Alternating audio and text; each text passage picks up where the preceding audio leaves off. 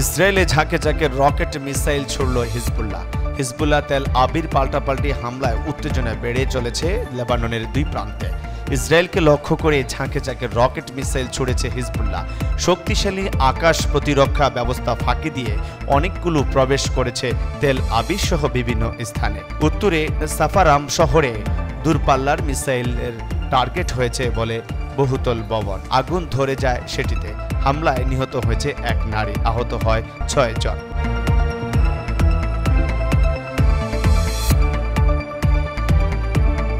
রাশিয়ার ড্রোন ফাঁদ, এক কৌশলে জেলেনস্কির মাথায় হাত ছোড়া হয় এক ঝাঁক ড্রোন, যার মধ্যে খুব অল্প সংখ্যকেই বহন করে ওয়ারহেড বা বিস্ফোরক। বাকিগুলো ডেকওয়ে বা ছদ্মবেশী। কিন্তু শত্রুপক্ষের বোঝার কোনো উপায় নেই কোনটি আসল আর কোনটি ডেক। ফলে সবগুলোকেই ধ্বংসের চেষ্টা করতে হয় তাদের। ব্যবহার করে ফেলতে হয় হিসেব করে রাখা মিসাইল। এভাবে ইউক্রেনে অপারেশন ফলস টার্গেট চালায় রাশিয়া। মজুতকৃত মিসাইল খরচ করিয়ে প্রতিরোধ সক্ষমতা দুর্বল করা এই কৌশল।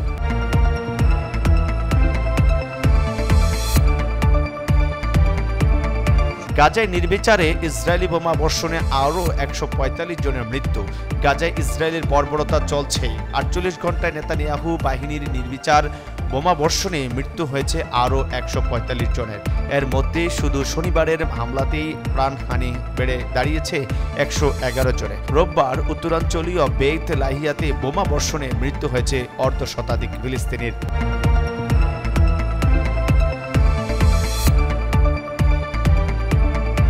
শোকসভা থেকে ইসরায়েল বিরোধী সমাবেশ, পুলিশ শিক্ষার্থী সংঘর্ষ। গ্রিসে ছাত্র আন্দোলনে ব্যাপক সংঘর্ষ হয়েছে পুলিশ শিক্ষার্থীদের মধ্যে। রোববার রাজধানী অ্যাথেন্স সহ আশপাশের বেশ কয়েকটি শহরে ঘটে ছাত্র পুলিশ সংঘর্ষ। সামরিক সরকারের বিরুদ্ধে ১৯৭৩ সালে যে ঐতিহাসিক ছাত্র আন্দোলন হয়েছিল তার ৫১তম বার্ষিকী উপলক্ষে শোক মিছিল বের করে বর্তমান শিক্ষার্থীরা। ক্রমেই যা রূপ নেয় গাজায় ইসরায়েলি আগ্রাসনের প্রতিবাদী সমাবেশে।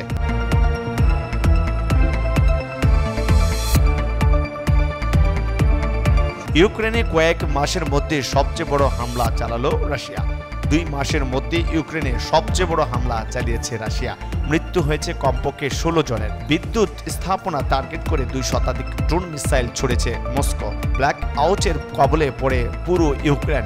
হামলা হয়েছে ওডেসা। সামিতে মিসাইলের আঘাতে বিধ্বস্ত হয় একটি ৯তলা ভবন। ১১ জনের মৃত্যু ও ৮৯ জন আহত হয়েছে অঞ্চলটিতে। ওডেসা ও লভিও হয়েছে প্রাণহানি। রাশিয়ার ছোড়া ১৪৪টি ক্ষেপণাস্ত্র ও ড্রোন প্রতিহতের দাবি করেছে কিয়েভ।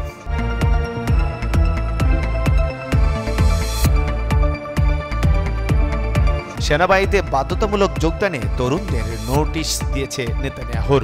সেনাবাহিনীতে যোগ না দেওয়ার দাবিতে আল্ট্রা অর্থোডক্স ইহুদিদের বিক্ষোভে উত্তাল ইসরায়েল। ধর্মচর্চায় ব্যস্ত এই সম্প্রদায়ের দাবি প্রয়োজনে প্রাণ দিবেন, তবুও যুদ্ধে অংশ নেবেন না।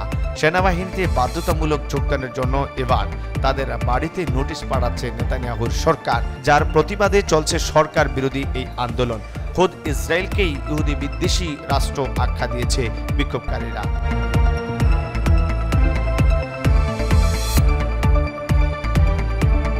হিজবুল্লাহর মিডিয়া চিফ হত্যার ঘটনায় ইরানের তীব্র নিন্দা। ইসরায়েলি হামলায় হিজবুল্লাহর মিডিয়া চিফ মোহাম্মদ আফিফের মৃত্যুতে তীব্র নিন্দা জানিয়েছে ইরান। লেবাননের জনগণের ভাষা ছিলেন মোহাম্মদ আফিফ, এমন আখ্যা দিয়েছে তেহরান। গভীর শোক প্রকাশ করেছে ইরানের পররাষ্ট্র মন্ত্রণালয়ের মুখপাত্র ইসমাইল বাগেরি। সন্ত্রাসী কর্মকাণ্ড উল্লেখ করে ইসরায়েলের বিরুদ্ধে ক্ষোভ প্রকাশ করেন তিনি।